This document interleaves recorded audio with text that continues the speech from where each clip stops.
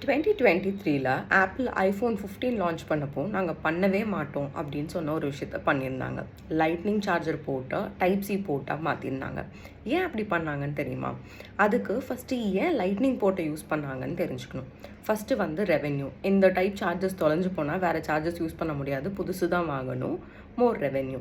And இந்த போர்ட்டுக்கு adapt பண்ணுற மாதிரி வேறு என்ன டிவைசஸ் செய்யணுனாலும் ஆப்பிள் கிட்ட லைசன்ஸ் வாங்கணும். ஸோ லைசன்ஸ் ஃபீ இருக்குது, மோர் ரெவென்யூ. அண்ட் செகண்ட் வந்து கண்ட்ரோல். ஹார்ட்வேர் அண்ட் சாஃப்ட்வேர் ரெண்டுத்தையுமே ஆப்பிள் டிசைன் பண்ணுறப்போ ஆக்சசரிஸ் எப்படி பிஹேவ் பண்ணும் அப்படிங்கிறத அவங்களால கண்ட்ரோல் பண்ண முடியும். ஏர்பாட்ஸ் வந்து ஐஃபோன் கூட ஆட்டோ பேர் ஆகும், இந்த மாதிரி பிஹேவியர்ஸ்க்காக.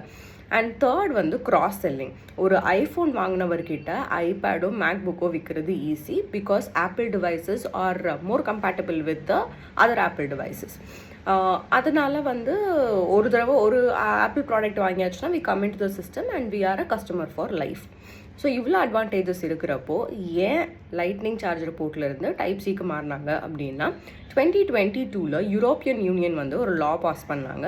ஸோ அந்த லா படி வந்து ஸ்மால் டிவைசஸ் எல்லாத்துக்குமே வந்து சார்ஜிங் ஸ்டாண்டர்ட்ஸ் வந்து சேமாக தான் இருக்கணும் அப்படிங்கிறது. அண்ட் யூரோப்பில் வந்து 80% ஆஃப் த யூசர்ஸ் வந்து were using type C port. So அதனால் அதை தான் வந்து ஸ்டாண்டர்டாக ஃபிக்ஸ் பண்ணாங்க. இதை டேக்கிள் பண்ணுறதுக்காக வந்து ஆப்பிள் வந்து அப்போது நாங்கள் வயர்லெஸ் சார்ஜிங்க்கு போயிடலாமான்னு நாங்கள் யோசிக்கிறோம் அப்படின்னு சொல்கிறப்போ எங்களோட அடுத்த டார்கெட் வந்து வயர்லெஸ் சார்ஜிங் தான் அப்படின்றத வந்து யூரோப்பியன் யூனியன் ஹிண்ட் பண்ணியிருந்தாங்க.